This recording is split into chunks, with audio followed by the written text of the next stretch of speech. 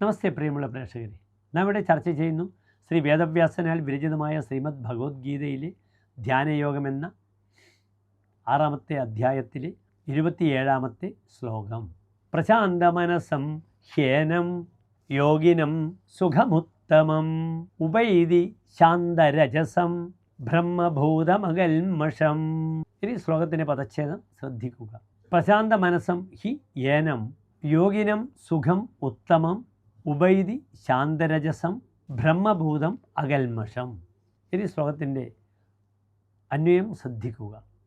ശാന്തരജസം പ്രശാന്ത മനസം അകൽമഷം ബ്രഹ്മഭൂതം ഏനം യോഗിനം ഉത്തമം സുഖം ഉപൈതി ഹി. ഇനി ശ്ലോകത്തിൻ്റെ സാരാംശം ശ്രദ്ധിക്കുക. തന്നിലുള്ള രജോ ഗുണത്തെ നീക്കിക്കൊണ്ട് ശാന്തമായ മനസ്സോടുകൂടിയവനും പാപരഹിതനും ബ്രഹ്മത്വത്തെ പ്രാപിച്ചവനുമായ ഈ യോഗിയെ ഉത്തമമായ സുഖം സ്വയമേവ പ്രാപിക്കുന്നു എന്ന് ശ്ലോകത്തിൻ്റെ സാരാംശം. നമസ്തേ.